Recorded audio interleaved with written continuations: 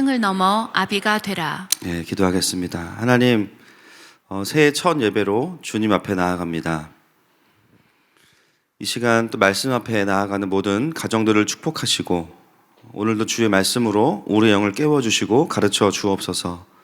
우리 개인뿐만 아니라 또 교회와 이 시대를 향한 주님의 마음을 함께 나누고 그것을 선포하는 시간으로 사용하여 주시옵소서. 주님께 맡겨드리며 예수님의 이름으로 기도합니다. 2021년 새해가 밝았습니다. 개인적으로는 믿겨지지가 않습니다. 2020년이 벌써 지났다는 게 믿겨지지가 않는데요. 그거보다 더 빠르다고 느껴지는 것은 사실은 이 시대 속에서의 영적인 변화들을 보게 되면서 시간도 빠르지만 이 마지막 때의 시간의 변화는 더 빠르다라는 것을 느끼게 됩니다. 벌써 핸드폰도 여러분 이제 사서 보시면 아시겠지만 한 1, 2년 쓰면은요, 그때는 최신형인데 이미 구형이 돼요. 그죠? 저도 최근에 핸드폰을 바꿨는데 그때는 최신형을 샀거든요. 근데 어느 순간 메모리가 부족하니까 아무것도 할 수 없게 되더라고요. 그래서 또 새로운 걸로 업데이트를 했습니다. 여러분, 마지막 때를 살아가는 성도들에게 있어서 중요한 것이 몇 가지가 있는데요. 그 중에 하나가 뭐냐면 계속해서 하나님의 일하심과 그림을 업데이트하는 게 너무 중요합니다.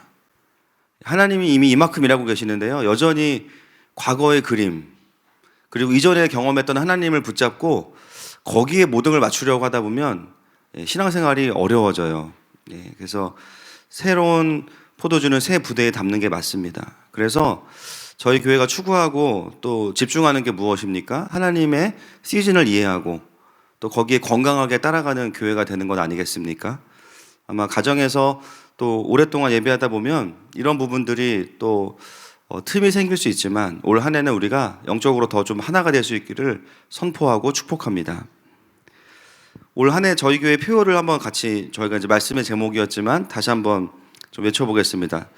자, 스승을 넘어 아비가 되자. 시작.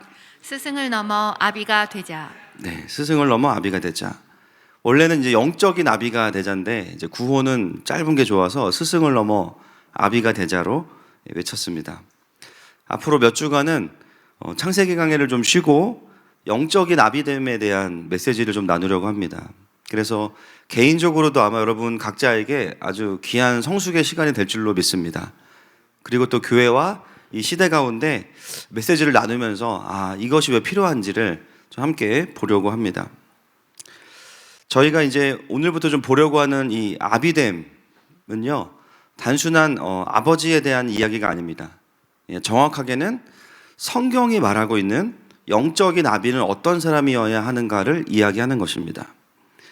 오늘 말씀이기도 하고 또 한 해 동안 저희의 주제 말씀이기도 한데요, 4장 15절 말씀을 같이 한번 다시 읽어보겠습니다. 시작. 그리스도 안에서 일만 스승이 있으되 아버지는 많지 아니하니 그리스도 예수 안에서 내가 복음으로써 너희를 낳았음이라.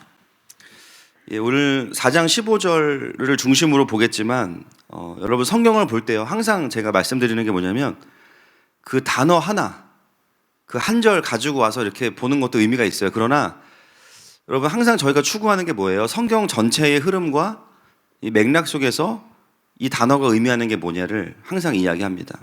그래서 모든 설교는 사실은 주제 설교도 결국은 본문 설교랑 마찬가지예요. 왜냐하면 본문이 말하는 바를 가지고 와서 우리에게 적용하는 것이기 때문입니다. 이 4장 15절 말씀에 말하는 영적인 아비가 어떤 자인지를 알려면요, 이 1장부터 이 고린도 전서 전체에 해당하는 맥락을 좀 이해할 필요가 있어요. 저희가 이제 새벽 예배도 비대면으로 하고 있는데 우리가 지난주까지 고린도 전서를 봤어요. 그래서 참 놀랍게도 목요일마다 바울님이 오셔가지고 설교를 해주셨어요. 들을 끼는 자는 들을지어다. 우리 바울 전사가 목요일날 설교를 하는데 바울이 고린도 전서를 설교하네. 제가 속으로 그런 생각을 하면서 열심히 왔었습니다. 이 고린도 교회는 여러분 아시다시피 바울이 2차 전도 여행 때 사도행전 18장에 가면은 그 개척 스토리가 있어요. 길진 않습니다. 그때 1년 6개월 동안을 고린도에 머물면서 이제 말씀을 가르쳐서 세운 교회가 이 고린도 교회입니다. 그 사도행전 18장에 가보시면 거기서 누구를 만나냐면요, 고린도에서 브리스길라와 아굴라를 만나요. 그리고 함께 이제 일하면서 가르치고 그 다음에 유대인 회당장이었던 그리스보를 만나서 그의 온 가족을 또 복음을 전하고 세례를 받게 합니다. 그러면서 이제 고린도 교회가 개척이 됐는데요. 그렇게 해서 이 교회에 사람들이 모이다 보니까 이제 여러 가지 문제들이 발생하기 시작하는 거예요. 참 이 위로가 되는 게 바울이 개척한 교회가 문제가 많대요. 할렐루야. 오히려 제가 봤을 때 우리가 더 나은 것 같아요. 잘 보면 초대교회도 초창기에 그 부흥의 때가 있고요. 조금 시간이 지나면 문제가 생겨요. 근데 그거는 뭔가 잘못됐기 때문이 아닙니다. 이것은 사실은 굉장히 당연한 일이에요. 왜냐하면 구원받고 이제 성화돼야 되는 사람들이 모이다 보니까 그 속에서 여러 가지 죄성으로 인한 해프닝들이 발생하죠. 문제없는 교회를 만들려면 일단은 우리가 가면 안 돼요. 맞습니까, 여러분? 그냥 멀리서 그냥 지켜볼 뿐, 바라볼 뿐, 내가 등록하는 순간 그 교회는 문제가 생깁니다. 많은 분들이 교회를 향해서 두 가지의 마음이 있는 것 같아요. 하나님으로 인해서 회복된 그림을 보고자 하는 마음이 있고요. 또 그 마음이 너무 지나치다 보면 너무 완벽한 기준을 가지고 있게 됩니다. 그러면요, 작은 연약함과 실수들이 보여질 때 그 기준에 도달하지 못한다고 생각해서 실망하게 되는 때가 있어요. 마치 어떤 거냐면 병원에 와서 아니 이 건물에는 왜 이렇게 환자가 많은 거야? 전부 다 그냥 이 앓는 소리 하고 있고 이거 당연하죠, 병원이니까. 그러면서 막 링겔 달고 지나가는 분들을 보면서 아니 이 사람 왜 그렇게밖에 못 걷냐고 막 뭐라고 하는 거예요. 근데 잘 보면 그 사람은 지난주에 심정지 상태로 들어온 분이었어요. 관점의 문제겠죠. 물론 일반인과 비교하면 저 정도 걷는 거는 부족한 거예요. 그러나 지난주에 심정지 상태로 들어왔다가 깨어나서 저렇게 걷는 것만으로도 그 사람에게는 기적이고 회복입니다. 그래서 우리가 공동체를 바라보거나 또 신앙생활을 하는 나를 바라볼 때는 두 가지의 관점이 필요한 거예요. 하나님이 하신 일과 또 내가 회복해야 될 부분이 여전히 남아있는 부분을 겸손하게 인정하는 겁니다.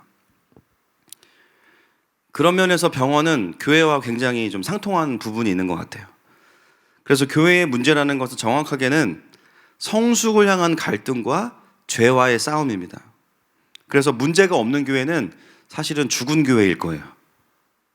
건강한 교회는 문제가 없는 교회가 아니라 갈등과 문제들이 발생하지만 그것이 말씀의 원리와 복음 안에서 잘 정리가 되고 이제 돌파가 되고 성숙해가는 교회가 좋은 교회죠. 그래서 바울도 이 교회 안에 그 고린도 교회 안의 문제들을 목양적인 차원에서 다루기 위해서 이제 이슈 파이팅을 하는 겁니다. 그래서 우리가 고린도전서를 읽어보셔서 아시겠지만 큰 주제들이 있어요. 앞에는 분열의 문제, 음행의 문제, 성령의 은사, 또 성만찬, 그리고 부활을 부인하는 사람들이 또 나오게 됩니다. 그래서 또 부활에 대한 이야기들을 고린도전서는 주제별로 다루면서 고린도 교회 안에 있는 어려움과 문제들을 이제 복음으로 해결하는 내용들이 고린도전서의 내용들이죠. 그 중에서 1장부터 4장까지가요, 고린도 교회 안에 분열의 문제를 다루고 있습니다. 아마 이 분열의 문제가 제일 급하고 또 중요했기 때문인 것 같아요. 자, 그 문제가 어떤 것인지를 좀 한번 확인해 볼까요? 1장으로 가보겠습니다. 10절부터 12절까지. 시작. 형제들아, 내가 우리 주 예수 그리스도의 이름으로 너희를 권하노니 모두가 같은 말을 하고 너희 가운데 분쟁이 없이 같은 마음과 같은 뜻으로 온전히 합하라. 내 형제들아, 글로에의 지편으로 너희에 대한 말이 내게 들리니 곧 너희 가운데 분쟁이 있다는 것이라. 내가 이것을 말하거니와 너희가 각각 이르되 나는 바울에게, 나는 아볼로에게, 나는 게바에게, 나는 그리스도에게 속한 자라 한다는 것이니. 바울이 고린도에서 실제로 섬겼던 시간은 1년 반 정도밖에 되지 않습니다. 그러면은요, 바울이 개척을 하고 이제 이동하면서 어떤 일이 벌어지냐면 그 다음 리더십을 이양하고 그리고 위임하고 떠나는 사역을 바울은 계속했어요. 순회 선교를 했기 때문에. 그런데 그 이후에 이 교회 안에 어떤 일이 벌어지냐면 4개의 그룹으로 분열이 생깁니다. 그런데 그 4개의 그룹은 각자가 자기들이 내세우는 리더들이 있어요. 첫 번째가 바울파, 나는 바울에게 속했다. 아마도 어떤 사람들일까요? 초창기에 바울을 경험한 리더들이겠죠. 뭐 그리스보, 이거는 확인된 건 아니지만,를 포함한, 그리스보 같은 사람들을 포함한 바울을 통해서 복음을 듣거나 또 교회가 개척할 때 바울을 통해서 이제 교회 안으로 들어왔던 사람들이 중심이 되어서 당연히 이 고린도 교회는 바울을 통해서 시작됐기 때문에 바울이 우리의 리더다. 물론 바울을 개척자로서 존경해야 되는 것은 맞습니다. 그러나 바울이 리더십을 이양하고 갔다면 거기에 또한 따르는 게 하나님의 뜻이에요. 맞습니까, 여러분? 그렇죠? 그래서 교회들도 보면요, 세대 교체를 잘해야 돼요. 그래서 뭐 많은 교회가 다 그런 건 아니지만 어떤 교회들은 보면 원로 목사님이 되시고 나서도 굉장히 어려워지는 교회들이 있습니다. 새로운 목사님에게 맞춰서 가야 되는데 자꾸 이제 뭘 하려고 그러면 옛날에는 안 그랬는데, 안 그랬지 옛날에는, 그죠? 그래서 맞아요. 근데 그래서 지금도 그렇게 하면 안 된다, 이건 아닙니다. 네, 새로 하나님이 붙여주신 리더십을 통해서 그 부르심을 따라가는 게 성경적인데, 바울은요, 인간적으로는 바울파가 생긴 게 조금 뭐 기분 좋았을 수도 있어요. 그래도 날 잊지 않았구나. 그런데 사실 바울은 그런 마음보다는 이 바울파를 분열의 첫 번째 등장시킴으로 인해서 굉장히 못마땅하다라고 이야기하고 있어요. 너희들이 나를 존중해주고 기억해주는 것은 고맙지만 사실은 내 이름으로 어떤 그룹이 생긴 것 자체는 건강한 게 아니야. 그 이야기를 하고 있어요. 두 번째는 누구냐면요, 아볼로파입니다. 아볼로파. 여러분 아볼로 잘 아시죠? 아볼로는 기본적으로 헬라 철학에 능한 사람이고요, 굉장히 이 스피치에 능한 사람이고 아주 유능한 사람입니다. 그러나 이 사람의 문제가 뭐였어요? 말씀을 알지만 깊이 알지 못해서 브리스길라와 아굴라가 데려다가 성경을 좀 더 가르치고, 이후에 바울이 이제 세례 요한의 세례가 아니라 성령 세례에 대해서도 가르치는 그런 배움을 받은 사람이 아볼로입니다. 바울이 떠난 이후에 와서 사역했던 사람이 바로 이 아볼로예요. 매우 똑똑하고 리더십이 있고 대중 연설을 굉장히 웅변적으로 잘합니다. 그 당시까지만 해도 최고의 학문이 뭐냐면 수사학이에요. 수사학. 수사학은 이렇게 수사하는 게 아니라 말하는 거예요. 말하는 거예요. 사람들에게 웅변적으로 이야기해서 사람들의 마음을 움직이고 사람들을 막 일으키고, 이런 학문들이 가장 이제 좋은 리더십에 해당하는 학문이었기 때문에 이 아볼로는 수사학에 능한 사람이었기 때문에 굉장히 설교를 잘해요. 들으면 귀에 딱딱 꽂히게 설교하는 스타일입니다.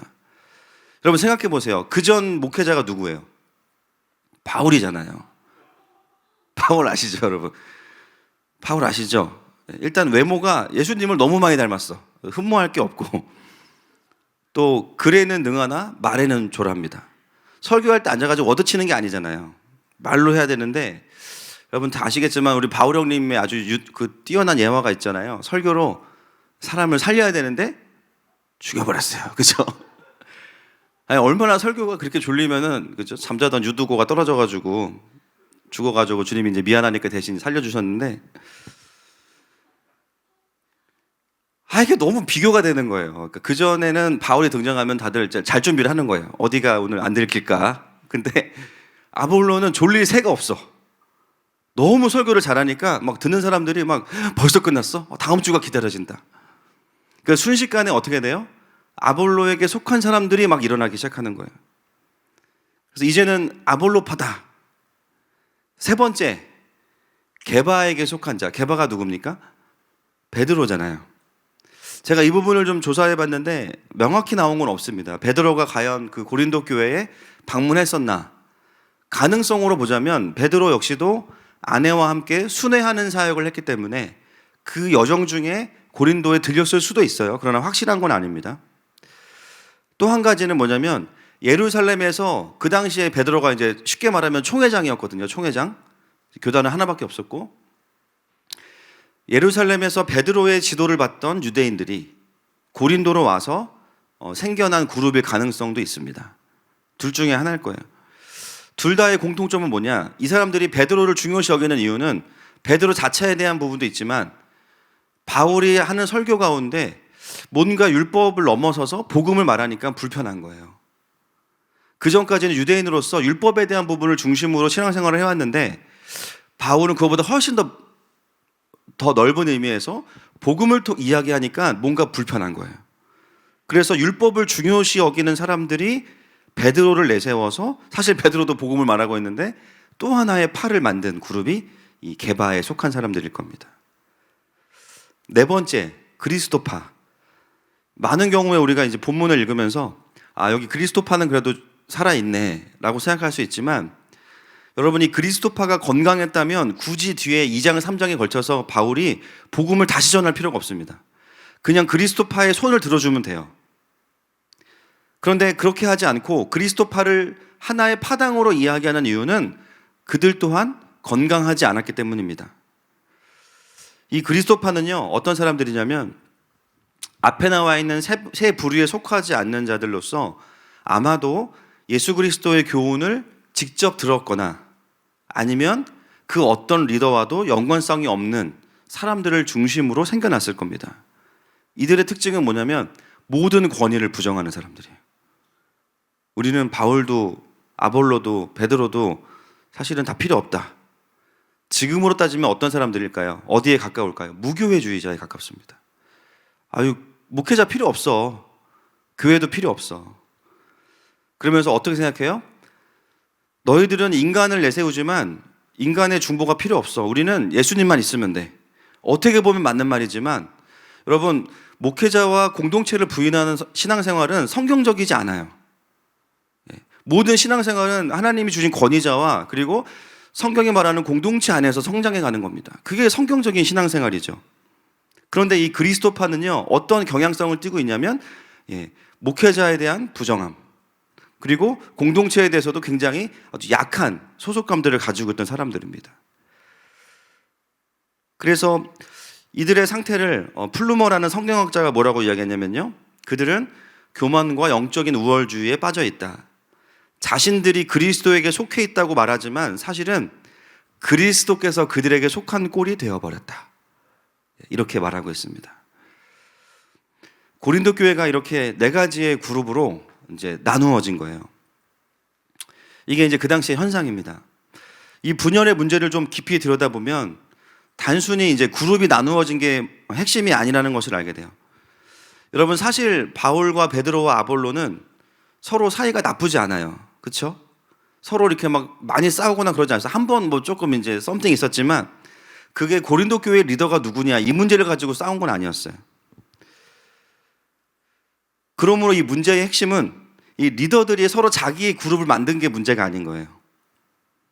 진짜 본질은 뭐냐면 그 리더들을 이용해서 그 바로 뒤에 있는 리더들이 자신들의 주도권과 자신들의 주장을 내세우고 싶어 하는 것이 문제였던 거죠. 결국은 자기를 주장하고 싶은 사람들끼리 서로 파당을 이루게 된 겁니다. 그래서 자기의 리더를 자랑하기 시작한 거예요. 그러니까 서로 모여서 얼마나 예수님 얘기보다는 자기의 리더들을 더 자랑하는 것에 얼마나 에너지를 쏟았겠어요. 바울은 명문 율법학교 출신이고, 그죠? 이방인 선교를 위해서 예수님이 직접 부른 사도다. 뭐 틀린 말은 아니죠. 그런데 이제 사람들이 또 이야기하는 거. 그러면 뭐 하냐? 설교가 졸리다. 그리고 너무 바울은 어디 이렇게 좀 내놓기가 좀 애매하다. 이런 분들이 있는 거야. 그죠? 그런데 아볼로는 생긴 것도 잘생겼고 설교를 그렇게 잘하고, 요즘 같은 유튜브 시대에 교회가 성장하려면 아볼로 같은 목회자가 필요하다. 그럼 또 한쪽에서 뭐라 그래요? 무슨 소리냐? 예수님의 수제자인 베드로가 갑이다. 그죠? 베드로가 총회장인데 우리 교회의 리더가 총회장이면은 교회의 위상이 그만큼 높아지는 거다. 또 한쪽에서는 다 필요 없다. 무슨 소리냐? 또 무교회주의자들이 막 찬물을 끼얹고, 성도들이 모이면 교회 안에서 이런 다툼이 계속 일어나는 거죠. 그래서 바울이 뭐라고 이야기합니까? 그들이 하도 사람들을 자랑하기 때문에 1장부터 3장까지 가요. 사람이 아닌 그리스도의 지혜와 은혜로 우리가 구원받았다라는 이야기를 꾸준히 하고 있는 겁니다. 3장 5절부터 7절 같이 한번 읽어보시겠습니다. 시작. 그런즉 아볼로는 무엇이며 바울은 무엇이냐? 그들은 주께서 각각 주신 대로 너희로 하여금 믿게 한 사역자들이니라. 나는 심었고 아볼로는 물을 주었으되 오직 하나님께서 자라나게 하셨나니, 그런즉 심는 이나 물 주는 이는 아무것도 아니로되 오직 자라게 하시는 이는 하나님뿐이니라. 자, 그리고 3장 21절부터 23절까지 보겠습니다. 시작. 그런즉 누구든지 사람을 자랑하지 말라. 만물이 다 너희 것임이라. 바울이나 아볼로나 게바나 세계나 생명이나 사망이나 지금 것이나 장래 것이나 다 너희의 것이요 너희는 그리스도의 것이요 그리스도는 하나님의 것이니라. 무슨 얘기하고 있습니까? 사람을 자랑하지 말라는 거예요. 그들은 다 그냥 하나님이 쓰신 통로였을 뿐이다.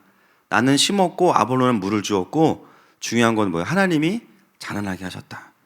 그 이야기를 쭉 하면서 가장 이 문제의 가장 근본적인 이야기를 이제 원인을 밝혀냅니다.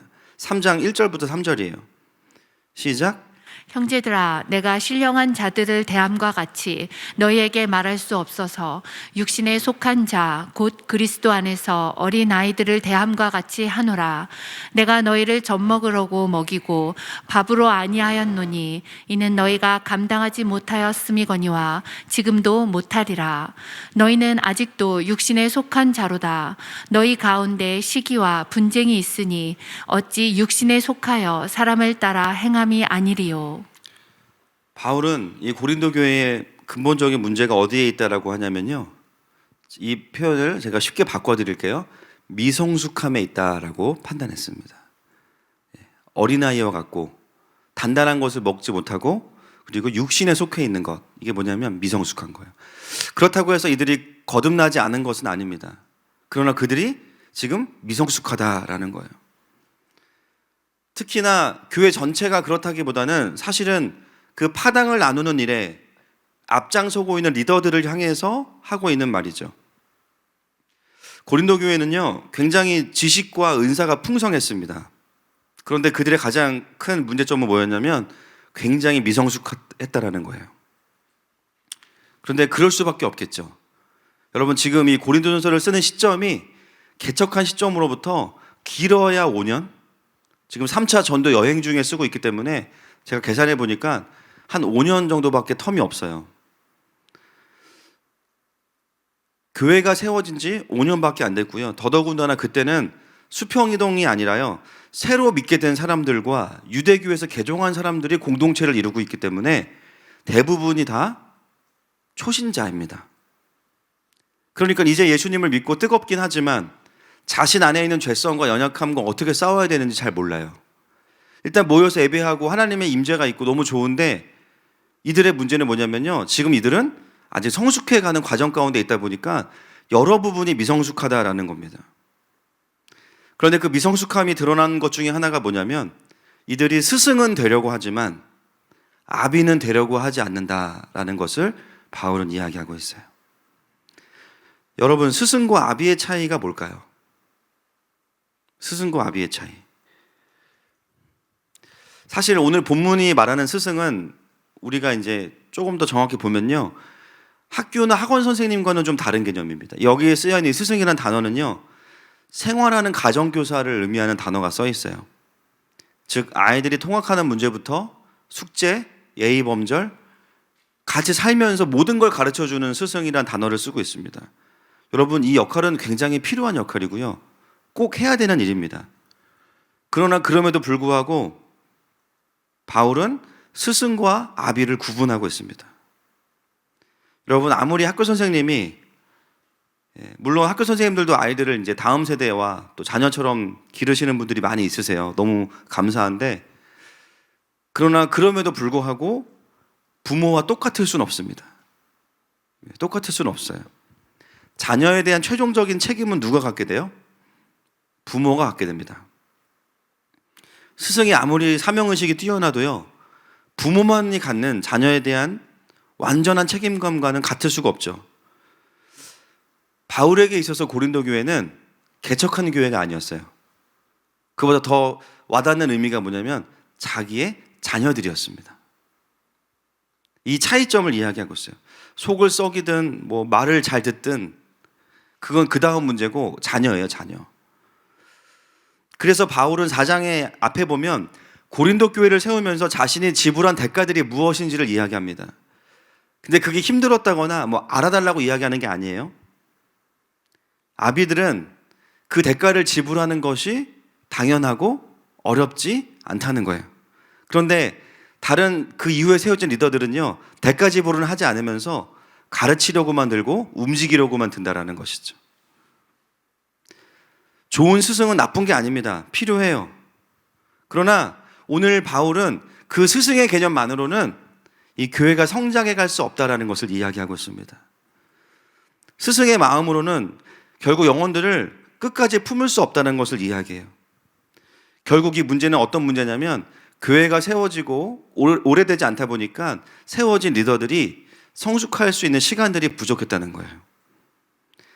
여기서 우리가 또한 봐야 될 것은 이들 또한 바울은 어떤 마음으로 대하고 있어요? 아비의 마음으로 대하고 있어요. 그냥 혼내키기도 하지만 사실은 그 리더들을 향해서도 너희가 지금 아직 미성숙하기 때문에 그런 거야 라는 여유가 바울의 이 서신서 안에 들어있습니다.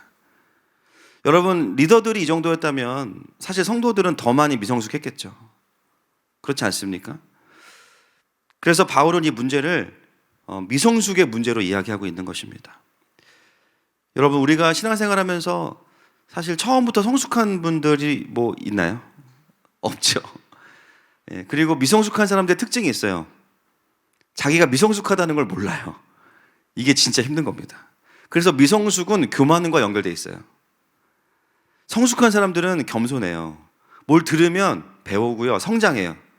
근데 미성숙한 사람들은 그 단계가 지나기 전까지는 자기가 아는 게 전부예요. 누가 뭐라고 말하면 싸울 줄은 아는데 배우려고는 안 합니다. 제일 이 세상에서 무서운 사람이 어떤 사람이에요? 책을 한 권만 읽은 사람이죠. 제일 무서워요. 그 한 권으로 모든 걸 다 판단하니까. 그래서 미성숙할수록 교만하고 성숙해질수록 겸손합니다. 늘 배우려고 하고 들으려고 해요. 그래서 이 미성숙함은 어떤 실수에 대한 권리라기보다는 사실은 굉장히 중립적인 단어죠. 잘하냐 못하냐로 보기보다는 그냥 과정으로 좀 봐야 될 필요가 있어요. 우리 개인도 그렇고 공동체도 마찬가지입니다. 여러분, 자녀들을 키우다 보시면 자녀들이 하는 실수들이 다 막 계획적인 실수가 아니잖아요. 그렇죠? 미성숙해서 그러는 거죠. 밥 먹다가 컵을 깨트렸어. 고발합니까? 자녀를 법원에? 아니죠. 그럴 수 있는 거예요. 물론 화가 납니다. 그러나 그럴 수 있는 거죠. 왜냐하면 아직 행동이 미성숙해서 그런 거죠. 저도 가끔 오늘도 뭐 아침에 이제 교회 오려고 바쁜데 둘째가 계속 말을 시켜요. 아빠, 지금 안 바빠? 바쁜데 지금. 한 손에는 자기가 방금 만든 로봇을 이제 레고로 만든 로봇을 손에 들고 이거를 묵상해야 되니까 저랑 같이 어떤 기능이 있는지를. 와, 바빠 죽겠는데 미치겠더라고요. 네. 근데 그거가 저한테 이제 뭐 화가 날 수도 있지만 이해가 되는 건 뭐냐면 아직 아이라는 거예요. 지금 아빠가 얼마나 바쁜지 내가 이 얘기를 해도 되는지를 판단하기에는 그 정도만큼은 성숙하지 않은 거예요. 그래서 우리가 그런 부분에 대해서는 때로는 부모로서 화가 날 수도 있지만 한편으로 이해가 되는 것은 뭐냐면 미성숙하구나, 아직 어린아이이기 때문에 이걸 판단할 수 없구나라는 것을 아는 겁니다. 여러분, 미성숙은 그 자체가 또 많은 여러 가지 부작용들이 있지만 사실은 좀 냉철하게 보면요, 성숙과 성장의 과정입니다. 그거를 받아들일 때 우리는 스승이 아니라 아비로 갈 수 있는 거예요.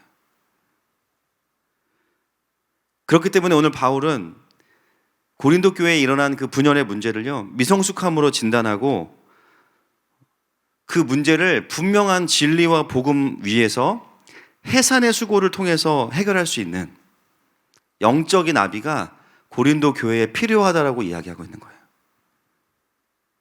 그래서 이 분열의 문제는요, 소통의 문제나 무슨 구조의 문제나 목회 컨설팅의 문제가 아니라 쉽게 말하면 고린도 교회에 영적인 아비가 없는 거예요. 지금 자녀들끼리 모여서 있으니까 서로 겁나게 싸우는 겁니다.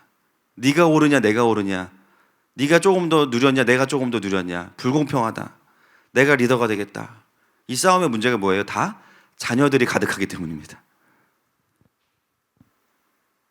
그럴 수밖에 없었던 것이죠.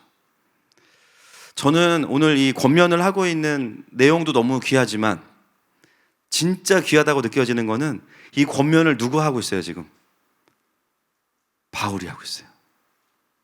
바울은 스승 중에 스승인 사람이에요. 그 누구보다 스승입니다. 당대 최고의 율법학자인 가말리엘 밑에서 공부하고, 바울의 기질은요, 애매한 거 진짜 딱질색이야. 확실해야 돼. 너 할 거야 말 거야? 하기 싫어 나가. 이런 스타일. 아시죠? 그래서 애매해. 그래서 여러분 1차 선교여행 갔을 때도 마가가 시원찮으니까 선교여행 와서 계속 애인한테 카톡하고 막 선교지에서 막 셀카 찍는 건 아니잖아. 야, 너 짐 싸서 집에 가. 짜증난다. 보낸 거 아니에요? 마가 울면서 집에 가고. 나중에 또 그 일로 누구랑 싸워요? 자기를 초대교회에 소개시켜준 거의 사역의 은인인 바나바와 싸웁니다. 바나바는 그래도 기회를 주자. 바울은 안 된다. 저놈은 아주 그냥 싹수가 노랗다. 어떻게 주님의 일을 하면서 그런 애를 데려갈 수 있냐. 그래가지고 나중에 화해는 했는지 모르겠지만 또 좀 갈라서게 되고. 바울은 정말 주님을 불같이 사랑하는 마음 때문에, 다른 마음이 아니에요.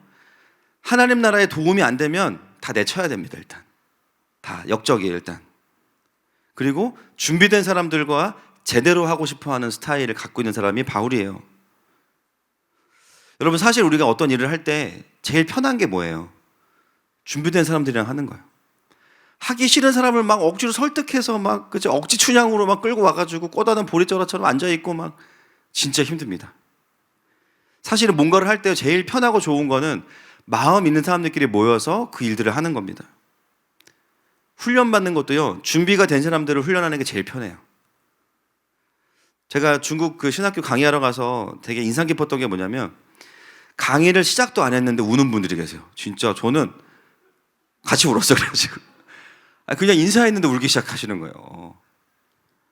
그리고 다들 노트북도 없으시니까 내가 오늘 모든 걸, 너의 머리에 있는 모든 걸 내가 다 받아 적으리라, 이런 마음으로 정말 저에게 잡아 먹을 듯이 달려드시는 분들을 보면서 와, 그냥 너무 편하고 정말 깊은 것들을 그냥 한 번에 나눌 수 있는 그런 시간들입니다. 또 외부 집회를 가도 들을 준비가 되어 있는 곳은 시작부터가 달라요. 그러니까 제 소개하고 웃겨줄 필요가 없고요. 그냥 바로 말씀으로 들어가면 돼요. 제가 하늘마음교회 예배를 가장 좋아하는 이유는 우리 성도님들이 그 사모함의 갑 오브 갑입니다. 할렐루야. 저는 저희 교회에서 설교할 때 제일 행복해요. 사실 바울은 그 누구보다 가능성 있는 사람들을 데리고 가는 게 제일 편한 사람입니다. 옛날 바울 같으면요, 어떻게 할까요? 야, 니네 다 사퇴해라. 내가 지금 가가지고 다시 다 처음부터 니네 다 필요 없어. 그런데 그런 사도 바울이 오늘 뭘 이야기하냐면, 얘들아, 스승도 필요한데 아비가 필요해. 교회를 향해서. 그렇게 이야기하고 있는 거예요. 저는 그 권면을 하고 있는 바울이 또 너무 궁금한 거예요. 원래부터 그런 사람은 아닌 걸 알고 있는데, 바울의 메시지 속에 언젠가부터 스승됨에 대한 부분은 여전히 강력하게 있어요. 그게 나쁜 것도 아닙니다. 근데 어떤 부분이 올라오기 시작하냐면 아비됨이 확 올라오기 시작해요. 즉 바울은 예수님을 만나고 사역을 하면서 어떤 시점부터 바뀌어가기 시작했다는 거예요. 여러분, 오늘 바울이 이것을 쓰는 시점은요, 예수님을 다메섹에서 만나고 20몇 년이 지난 이후입니다. 지금. 그러니까 사역의 3분의 2 지점, 반환점을 이미 돌고 앞으로 한 10년 뒤에 돌아가시게 되는데 거의 그 후반부로 지금 들어가는 시점이에요. 그러니까 사역적으로도 많이 경험하고 난 다음에 이 고백을 하고 있는 거예요. 어떻게 바울에게 이런 변화가 가능했을까? 성경에는 바울이 건강한 부모님 밑에 있었다라는 단서가 별로 없습니다. 또 가말리엘이 뛰어난 건 맞지만 어떤 리더였는지 잘 몰라요. 그러던 바울은 누군가에게 배운 것은 아닐 겁니다. 사람에게. 답은 하나예요. 바울은 하나님 아버지를 깊이 경험한 거죠. 바울에게 있어서 그를 영적인 아비의 자리로 데리고 가신 분은 바로 하나님 아버지이십니다. 하나님은 바울을 사역자이기도 하지만 계속해서 자녀로 대해 주신 거예요. 여러분, 바울이 쓴 서신서를 보면요, 많이 하는 권면 중에 하나가 뭐냐면 우리가 하나님의 자녀다라는 이야기를 많이 해요. 특히 로마서에는 진짜 많습니다. 한번 확인해 볼까요? 8장 16절 17절 말씀 시작. 성령이 친히 우리의 영과 더불어 우리가 하나님의 자녀인 것을 증언하시나니 자녀이면 또한 상속자 곧 하나님의 상속자요 그리스도와 함께 한 상속자니 우리가 그와 함께 영광을 받기 위하여 고난도 함께 받아야 할 것이니라. 네, 바울은 어떤 신학서적을 쓰기 위해서 이 로마서나 서신서를 쓴 게 아닙니다. 그는요, 교회를 향해서 권면하기 위해 쓴 내용들이에요. 그런데 거기에 보면 자녀됨에 대한 이야기가 많이 나와요. 여러분, 이것은 반대로 생각하면 뭐냐면 그 자녀됨은 신학서적을 보고 배운 게 아니라 자신을 온전한 자녀로 대해주시는 하나님 아버지를 경험했기 때문에 자기의 경험을 성도들에게 이야기하고 있는 거죠. 8장 21절 말씀도 보겠습니다. 로마서 시작. 그 바라는 것은 피조물도 썩어짐의 종 노릇한 데서 해방되어 하나님의 자녀들의 영광의 자유에 이르는 것이니라. 예, 자녀들의 영광의 자유. 바울이 경험했기 때문에, 하나님 아버지를 통해서 그 자유를 경험했기 때문에 너희도 이것을 누렸으면 좋겠다라고 이야기하는 거죠. 바울의 모든 자녀됨에 대한 권면들은 바울이 하나님의 아들로서, 자녀로서 하나님 아버지를 그 회심한 이후의 여정 속에서 잘 누렸기 때문에 가능한 겁니다. 디모데전서 1장 12절 말씀도 한번 볼까요? 디모데전서 1장 12절 시작.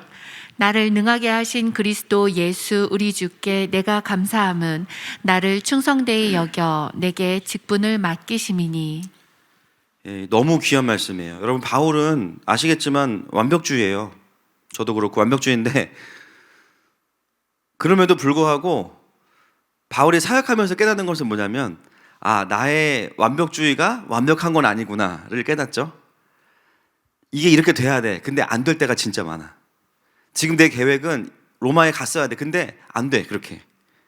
이 도시에서도 내가 3일 안에 쇼부를 봐야 돼. 안 돼. 열심히 가르쳤는데 세상으로 가버려. 물론 그게 바울에게 실패감일 수도 있지만 사실 바울 안에 더 어려웠던 마음은 뭐냐면요, 뭔가 하나님 나라에 내가 방해가 되는 건 아닐까? 나의 최선이 최고가 아님을 알게 돼요. 그리고 그 상황 속에서 결국 그것이 자기의 의였고 사역이라고 말하면서도 내 욕심이었고 또 나도 한계가 있는 사람이라는 것을 아주 뼈저리게 직면하게 됩니다. 그렇게 주님 앞에 나아갔을 때 하나님께서 바울을 어떻게 여기셨어요? 야, 너 유대교에서 에이스여가지고 불렀더니 너 개종하고 이거밖에 안 되냐? 너 방출이다 다시, 이렇게 하셨어요? 그냥 그 최선을 받으시고 뭐라 그래요? 충성되이 여기셨다고 하잖아요. 충성되이 여기셨대요. 바울이 사역을 하면서 하나님 아버지를 경험하는 건 이런 부분입니다. 자신의 어떤 부분들이 깎이는 걸 넘어서서 자신의 모습을 그냥 충성되이 여겨주시는 하나님 아버지를 경험하면서 자유함을 경험하기 시작해요. 우리는 바울을 향해서 정말 뛰어난 사도요, 복음 전도자요, 신학자로 보지만, 그래서 바울이 어떻게 사역했는지를 관찰하지만 진짜 봐야 되는 것은 뭐냐면 바울을 만나주신 하나님 아버지를 봐야 됩니다.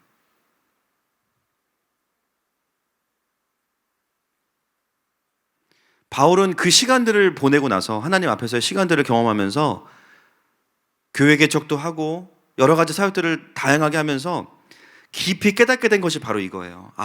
하나님 나라의 사역은 잘 가르치는 것도 중요해요.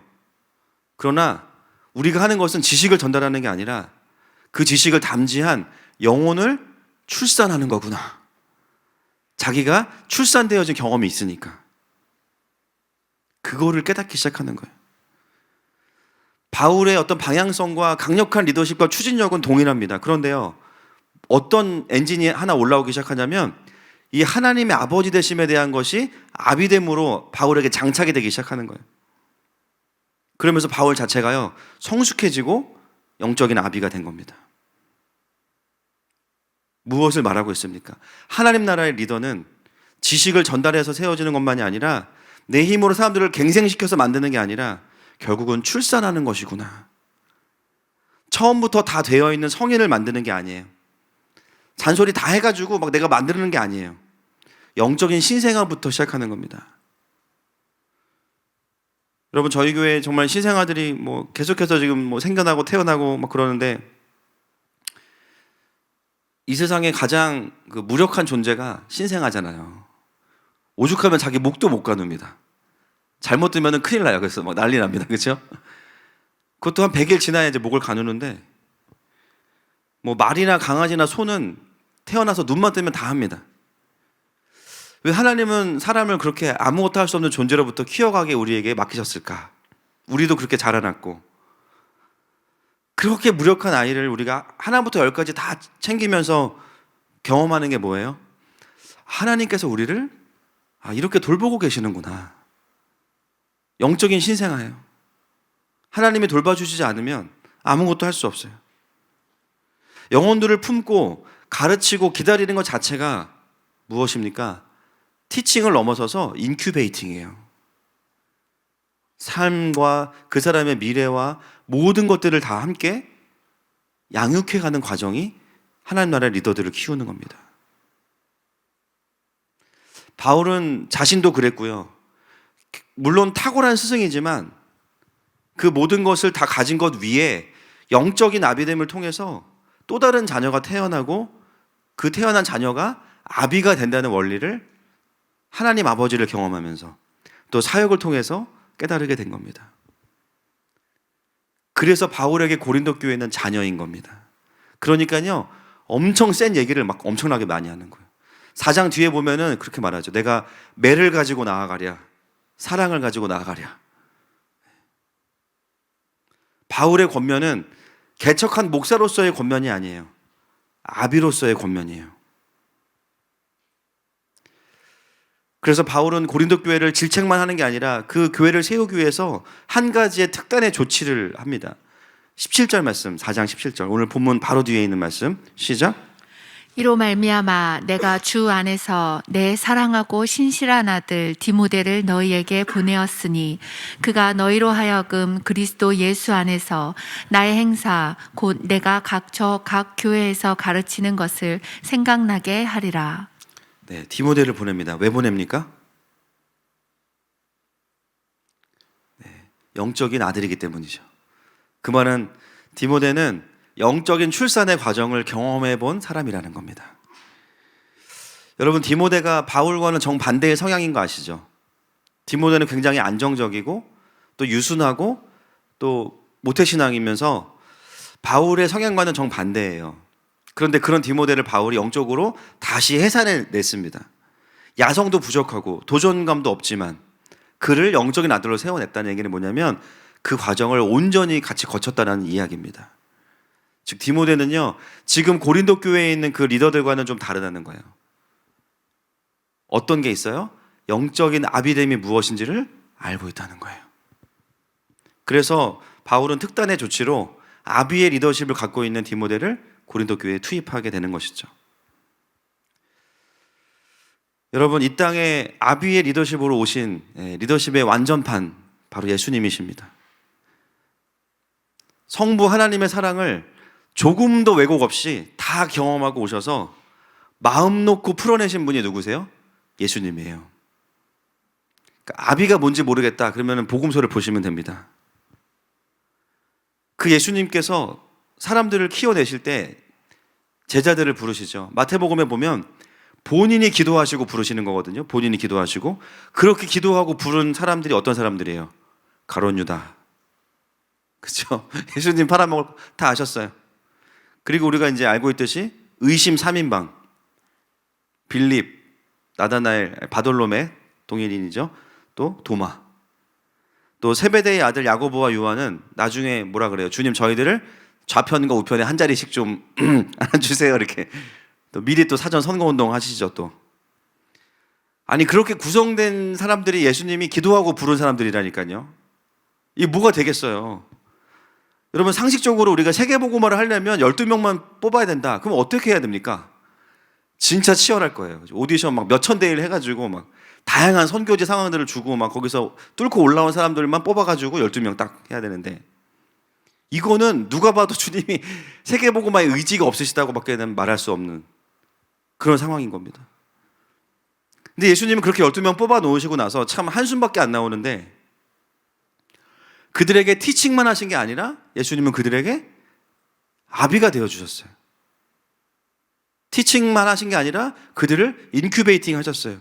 그래서 예수님이 제자들을 어떻게 대하셨나? 그들을 불러서 함께 있게 하사가 먼저는 함께 있게 하사, 그 다음에 보내사 전도도 하게 하시고, 함께 있는 게 첫 번째.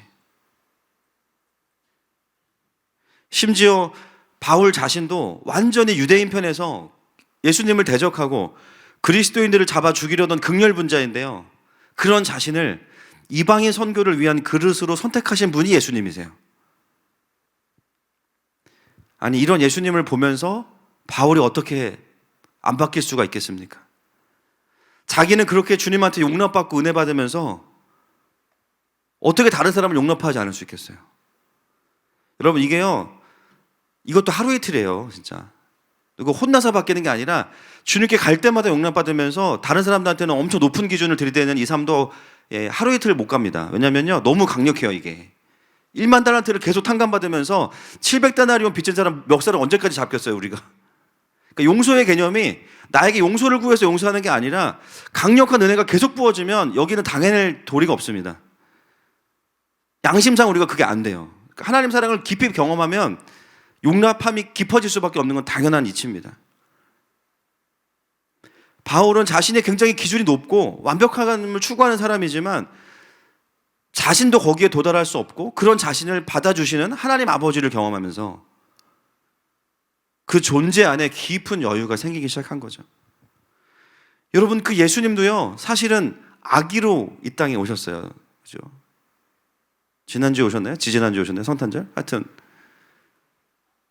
아기로 오셨는데 그 예수님도 사람의 몸을 입고 오셔서 결국은 아비가 되셨잖아요.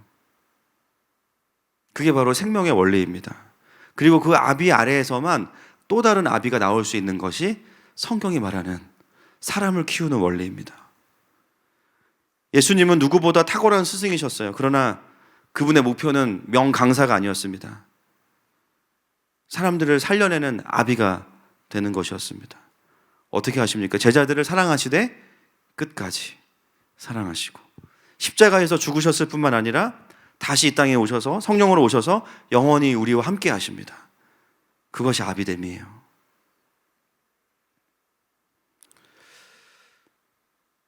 어쩌면 이번 한 해의 표가 좀 부담으로 느껴지시는 분들도 계실 수 있어요.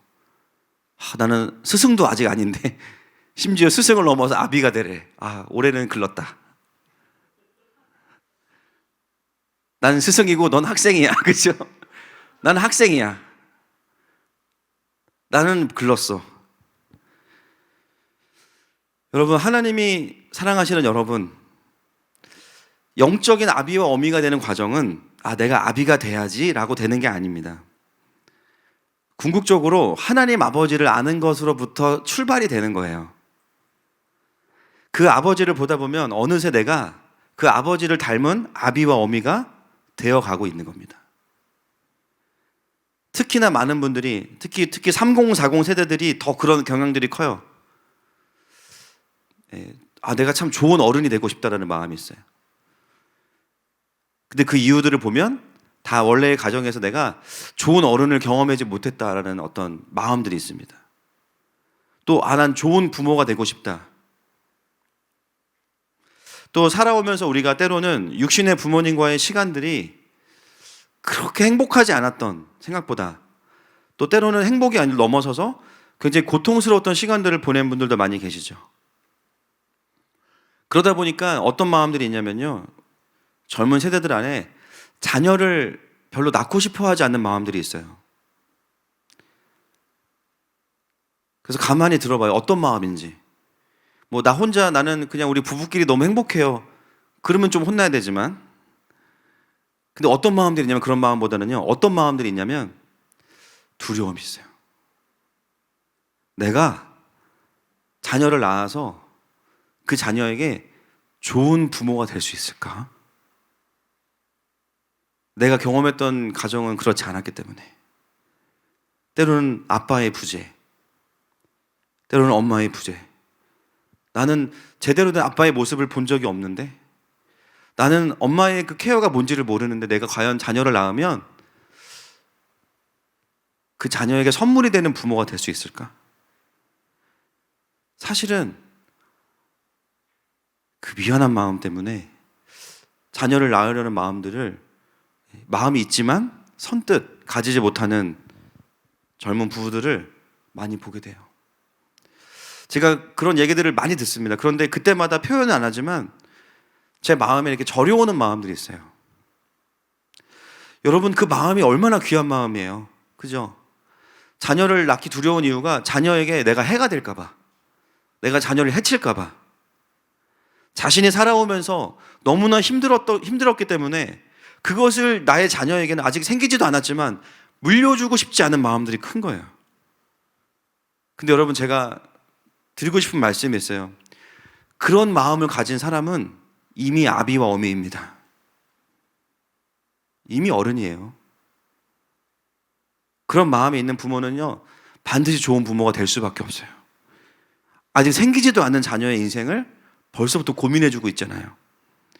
몸 안에는 자녀가 없을지 모르지만 이미 그 마음 속에는 이미 아비의 마음과 어미의 마음이 있는 거예요.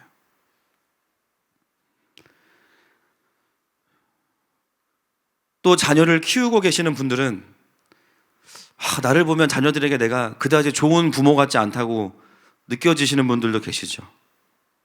그러면서 그 이유를 우리가 어디서 찾냐면, 내가 결혼하기 전에 원 가정에서 제대로 아버지와 어머니를 누려보지 못했기 때문에 내가 이럴 수밖에 없어. 또는 아직 가정을 가지지 않았지만 사실 이거는 권위의 문제이기 때문에 싱글들 안에는요, 나는 좋은 리더자를 경험해보지 못했기 때문에 나는 좋은 권위자가 될 수 없어. 나는 아비의 리더십을 경험해본 적이 없어서 내가 만났던 리더들은 그렇지 못했기 때문에 나는 좋은 리더가 될 수 없을 거야. 우리가 이 생각들을 가지고 있다 보면요, 여기에 묶여서 한 걸음도 앞으로 나아가지 못하는 일이 생길 수 있습니다. 그러면서 뭐라 그래요? 더 절망적인 거는 여전히 육신의 부모님은 전혀 바뀌지 않으실 것 같다라는 절망에 빠져요. 그리고 다른 리더들을 봐도 여전하다, 바뀌지 않는다. 그러므로 나에게는 소망이 없다.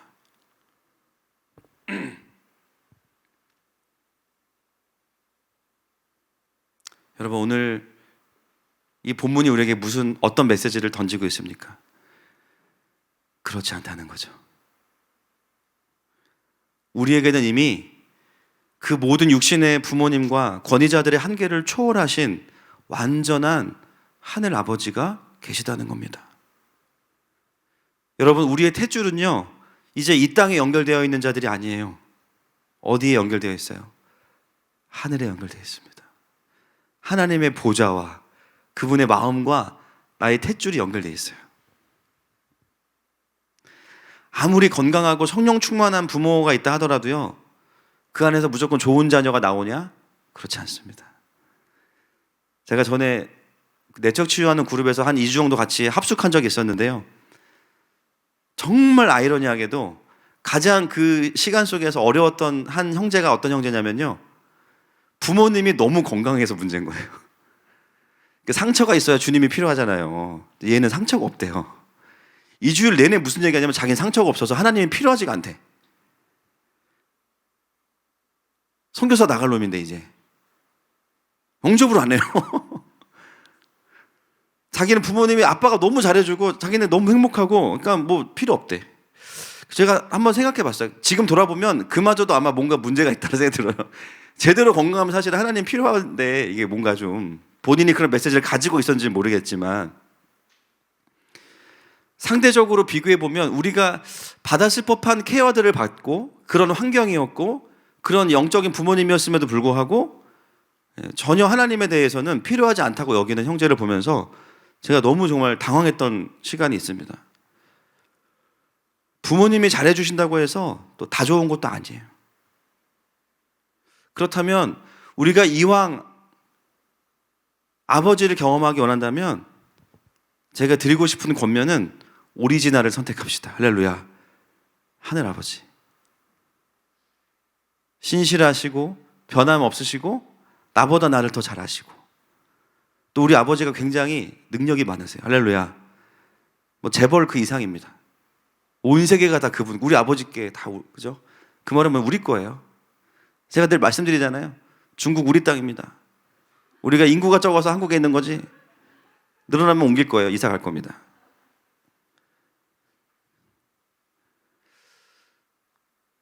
만약에 바울이 좋은 아비를 만났어야만 그가 좋은 아비로 성장할 수 있었다면 반드시 그 부분이 성경에 기록돼야 되는데요. 성경은 그것에 주목하고 있지 않아요. 대신에 그가 만났던 하나님이 얼마나 좋은 어른이시고 아버지이신가를 우리에게 여러 부분에서 힌트를 주고 있습니다. 여러분, 우리 개인의 문제도 그렇고요. 이 시대의 문제는요, 고린도 교회만이 아니라 아비가 없는 겁니다. 왜 분열이 일어나요? 자녀들끼리 있으니까 싸우는 거예요. 교회만 그런가요? 이 나라와 민족, 온 열방이 똑같습니다. 아비가 없는 겁니다. 정확히 표현하면 하나님 아버지를 제대로 누리는 아비가 많이 없기 때문이에요. 바울은 고린도 교회를 향해서 말하지만 하나님은 우리를 향해서 말씀하십니다. 스승을 넘어서 아비가 되라. 그것은 다르게 표현하면 내가 너의 스승이고 내가 너의 아버지다. 우리가 그 하나님을 경험하면서 성장하면요, 자동적으로 열매가 맺혀져요. 나를 통해서 영적인 자녀가 출산됩니다. 할렐루야. 그리고 또 함께 있다 보면 그가 아비가 돼요.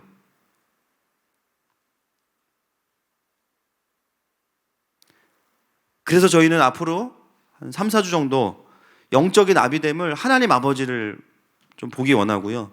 또 마지막에는 그렇게 아비가 된 자들은 어떤 삶을 사는지를 1월 동안 좀 보면서 올해 한 해 우리의 삶의 부르심으로 받아내려고 합니다. 여러분, 아비가 된다는 거 부담이 아니고요. 그것은 하나님 아버지로부터 출발되는 거예요. 부담이라고 느끼는 것 자체가 내가 그 아비됨의 출발을 하나님께로 두지 않은 겁니다. 내가 돼야 된다라는 강박 가운데 둔 거예요. 여러분, 그런 마음이 있다면 주님께 올려드리십시오. 그리고 육신의 부모님 낳아주신 거 감사하지만 때로는 우리에게 뭐 주신 상처가 있을 수도 있죠. 근데 우리가 너무 거기에 매이지 않았으면 좋겠어요. 우리의 관심은 어디에 있습니까? 하나님의 아버지 되심을 보는 것입니다. 이 시간에 함께 올해 첫 드리는 예배 가운데 그 하나님 아버지 앞에 좀 나아갔으면 좋겠습니다. 우리를 자녀로 부르시고 또 이제는 성장시키셔서 또 다른 사람들을 품을 수 있는 아비로 부르시는 그 하나님의 부르심 앞에 이 시간 먼저 좀 아버지의 사랑을 노래하면서 함께 나아갔으면 좋겠습니다.